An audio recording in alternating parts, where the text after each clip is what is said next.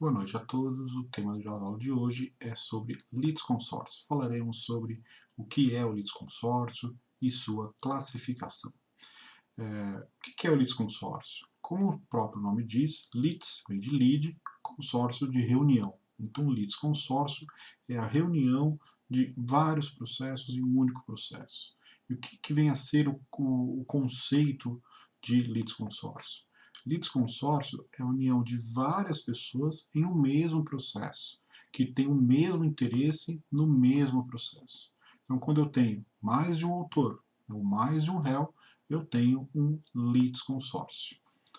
Para que serve o litisconsórcio? O litisconsórcio tem a função de economia processual, né? Ou seja, tem a função de resolver as relações jurídicas entre autor e réu e entre autor e outras partes do litisconsórcio de forma mais rápida, né? Então, o litisconsórcio beneficia as partes, tanto o autor quanto o réu, no sentido de economia de tempo, né? Porque todas as relações jurídicas entre o autor e o réu e o terceiro, né, são resolvidos no mesmo processo. Então, o litisconsórcio é a reunião de pessoas que têm o mesmo interesse na demanda, na qual um terceiro, que é estranho à lide, incorpora no processo porque tem um interesse processual naquele caso, naquela ação judicial.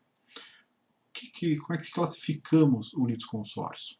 O litisconsórcio ele pode ser ativo, ou seja, quando há uma reunião de autores. Eu tenho mais de um autor no mesmo processo. Ou ele pode ser passivo, quando há mais de um réu no mesmo processo. Então, quando há mais de um autor, tenho dois autores, um marido e uma mulher, por exemplo, ajuizando uma ação contra uma terceira pessoa. Eu tenho um litisconsórcio ativo. Né? A recíproca também é verdadeira, quando uma pessoa ajuiza uma ação contra um casal, né? Eu tenho um litisconsórcio passivo. Né? Isso é muito comum nas ações judiciais, né, em todas as esferas do direito, quando eu tenho uma relação jurídica dupla, né, em um dos polos, eu tenho o litisconsórcio ativo ou passivo, dependendo de quantas pessoas tem em cada uma dos polos do processo. Quanto ao tempo de sua formação, o litisconsórcio ele pode se formar antes do ajuizamento da ação, né, então ele é chamado de litisconsórcio anterior. Ele pode ser chamado de litisconsórcio posterior, quando ele é formado após o ajuizamento da ação, quando a ação já está em andamento, né? Ou ele é chamado de ulterior, né? Que é os casos de intervenção de terceiro, que é o próximo tema que a gente vai discutir. Né? Então, quanto ao tempo da formação, o litisconsórcio pode ser formado antes do ajuizamento da ação, né? Quando ele já começa com dois autores ou dois réus, né? Ele pode ser posterior, ou seja, ele começou um processo com um autor e um réu, e depois, no meio do processo, acabou se criando o litisconsórcio, isso é possível, né? Ou ulterior, né? Que é os casos de intervenção de terceiro, que é o que nós vamos estudar aí nas próximas aulas. Tá? Quanto à obrigatoriedade do litisconsórcio, né, ele pode ser facultativo, ou seja, quando ele não é obrigatório, né, quando ele é uma faculdade das partes, uma possibilidade das partes, né, ele pode ser necessário, né, quando é obrigatório a formação do litisconsórcio, ele não decorre simplesmente da vontade das partes, e sim pelo cumprimento da lei, né? Que é o exemplo, por exemplo, das ações de uso capião. O que é uma ação de uso capião? Quando a pessoa tem um imóvel, mas ela não é proprietária, ela não tem escritura registrada no cartório, né? E, e ela tem esse imóvel há muitos anos, né? Ela pode entrar com uma ação de uso capião para adquirir esta propriedade em razão do tempo. Né? Então, e nessas ações de uso capião, há um litisconsórcio, sim, é necessário porque é obrigatório que todos os confrontantes deste imóvel, todos os vizinhos deste imóvel, integrem a lide, né, façam parte daquele processo judicial. Por isso, há nessa situação o litisconsórcio necessário. facultativo quando decorre da vontade, né? E necessário quando não decorre da vontade, sim do cumprimento da lei. A lei determina que seja formado o litisconsórcio. O litisconsórcio também pode ser classificado quanto simples, né, ou unitário. Simples é quando o juiz vai julgar o processo de forma diferenciada para todos os integrantes do litisconsórcio. O unitário, quando ele vai decidir de forma igual para todos os integrantes do litisconsórcio. Um exemplo dessa situação, no caso de um litisconsórcio simples, né, quando o juiz vai decidir de forma diferenciada para cada das partes, vejam o seguinte exemplo. Né? Um imóvel, João tem 30% do imóvel e José tem 70% do imóvel. Né? Obviamente, a responsabilidade das duas partes não são iguais. Né? Então, numa ação judicial que decorre deste imóvel, né, deste contrato entre essas duas partes, o juiz não vai julgar de forma igual para as duas partes. Né? Ele vai julgar de forma diferenciada, de acordo com a participação de cada um dentro deste contrato, né? deste imóvel. Né? Uma outra situação é o seguinte: João tem 70% da empresa e José tem 30% da empresa. A empresa deixou de pagar suas dívidas e foi ajuizada uma ação contra a empresa. A empresa não tem condições de pagar, obviamente, já até falamos isso em aula, que pode, em algumas situações, a dívida recair para os sócios. Mas nessa situação, o juiz julgaria a ação igual para João e para José? Não, de acordo com a responsabilidade de cada um. Então, a responsabilidade de cada um ela é diferente, então esse litisconsórcio também vai ser julgado de forma diferenciada para cada uma das partes. É por isso que a gente chama de litisconsórcio simples, quando o juiz vai julgar de forma diferente para cada uma dos integrantes do litisconsórcio. Essa palavra litisconsortes que está aqui, ó, né, o que é o litisconsorte? Né? O litisconsorte são os integrantes do litisconsórcio. Então, no exemplo que eu dei, João e José, os dois são dois litisconsortes, ou seja, são dois integrantes do litisconsórcio.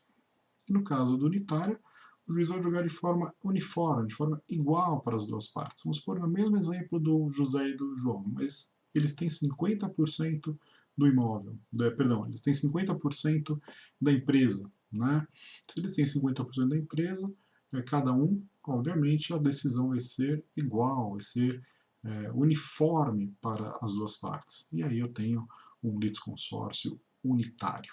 Então, quanto ao litisconsórcio, vimos aqui o conceito de litisconsórcio, né, e a sua classificação, que é essas que estão aqui na apostila que vocês já têm com vocês. Continuando, vamos verificar agora a intervenção de terceiros. A gente viu na apostila anterior, falamos um pouco da intervenção de terceiros, né, que é um dos tipos até de litisconsórcio, né, na qual um terceiro integra o processo. Vamos ver agora, então, o litisconsórcio e as suas modalidades, ou seja, vamos verificar o que é a intervenção de terceiros, que é uma modalidade de litisconsórcio, e vamos ver as modalidades de litisconsórcio. Primeiro, conceito. Né? O que é o litisconsórcio, esse tipo de litisconsórcio? O que é a intervenção de terceiro? A intervenção de terceiro é um meio de manifestação na qual um terceiro, né, totalmente estranho entre autor e réu, ele integra o processo porque tem um interesse naquele processo. Ele precisa integrar o processo porque há um interesse naquele processo. Ora, o grande exemplo é uma ação de despejo entre um locador e o locatário, né, na qual o locatário tem um fiador. Né? O fiador pode sim integrar o processo para que seja responsabilizado por aquela dívida.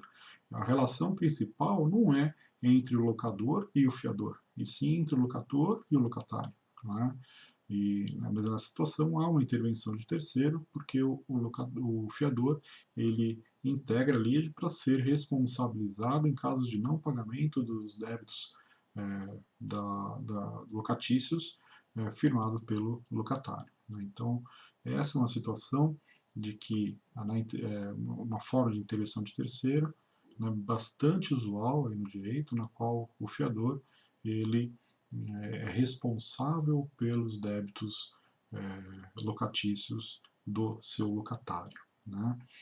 Então, como está aqui na apostila, a intervenção de terceiro é conhecida como meio de manifestação do terceiro que possui uma relação jurídica com as partes. No caso do fiador e do locatário, né, eles têm uma relação jurídica, sim, né, na qual o fiador está garantindo a dívida locatícia do locatário.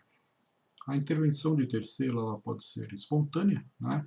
Então, essa intervenção de terceiros, esse instituto, que é uma forma de litisconsórcio, né? Ela pode ser espontânea ou pode ser provocada.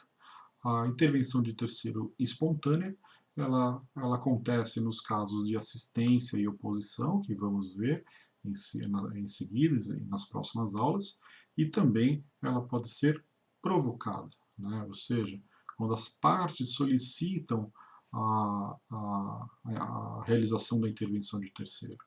Né? E a intervenção de terceiro provocada é os casos de chamamento ao processo e denunciação da lide.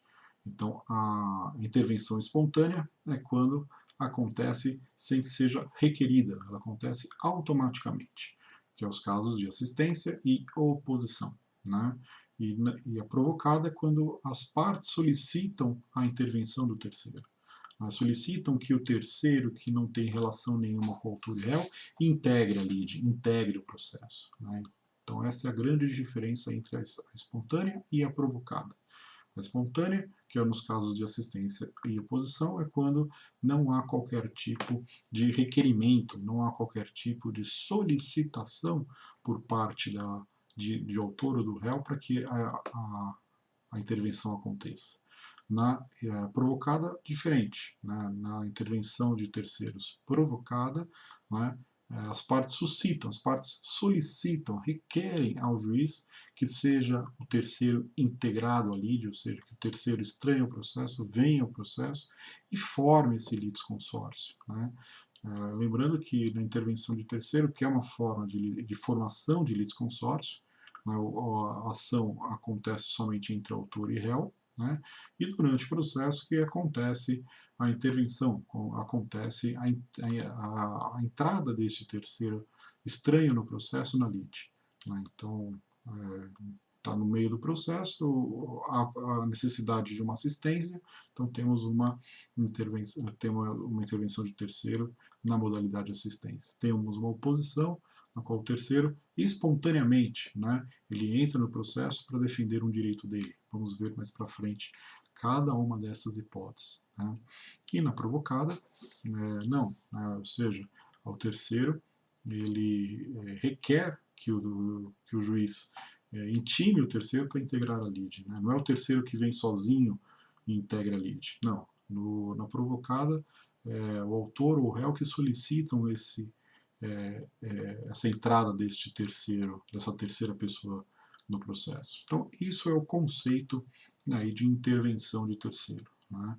É quando tem uma ação entre o autor e o réu, né? O autor, o réu, solicita a entrada desse terceiro, que tem uma relação jurídica com as partes, né? Para que esse terceiro faça a defesa dos seus direitos, né? E que o juiz julgue o processo de acordo com o que o autor, o réu e o terceiro está falando. Essa que é o conceito de intervenção de terceiro. Quando uma pessoa que não tem nada a ver com o processo entra, faz a sua defesa, né? Faz ali as suas intervenções perante a ação, para que seja defendido ali aquela relação jurídica. Né? Essa é a grande diferença aí entre a espontânea e provocada. Tá? As modalidades de intervenção de terceiro, que a gente vai ver nas próximas aulas, são a nomeação à autoria, o chamamento ao processo, a denunciação da lide, a oposição e a assistência. Lembrando que a nomeação à autoria, ela já não tem mais previsão legal, né, porque o Código de Processo Civil de 2015 extinguiu esta modalidade de nomeação de autoria. Então, iremos ver aquelas existentes, né, que são o chamamento ao processo, a denunciação da lide, a oposição e a assistência. Então, este é o conceito de intervenção de terceiro. Lembrando, de forma resumida, é aquele instituto na qual um terceiro que não tem relação jurídica direta com o objeto do processo, mas há uma relação jurídica entre este terceiro e o autor, ou este terceiro com o réu. Lembrando que essa intervenção pode ser espontânea, quando o próprio terceiro espontaneamente vem defender a sua relação jurídica, ou provocada, quando o autor ou o réu que requerem ao juiz a realização da intervenção de terceiro. Nas próximas aulas, então, veremos as modalidades iniciando pelo chamamento ao processo, porque, como eu disse, a nomeação à autoria não mais existe no Código de Processo Civil atual. Por hoje é só, pessoal. Estudem, leiam a apostila e estarei sempre ao vivo no chat, no Microsoft Teams, para esclarecimento de dúvidas. Obrigado, um abraço e até logo.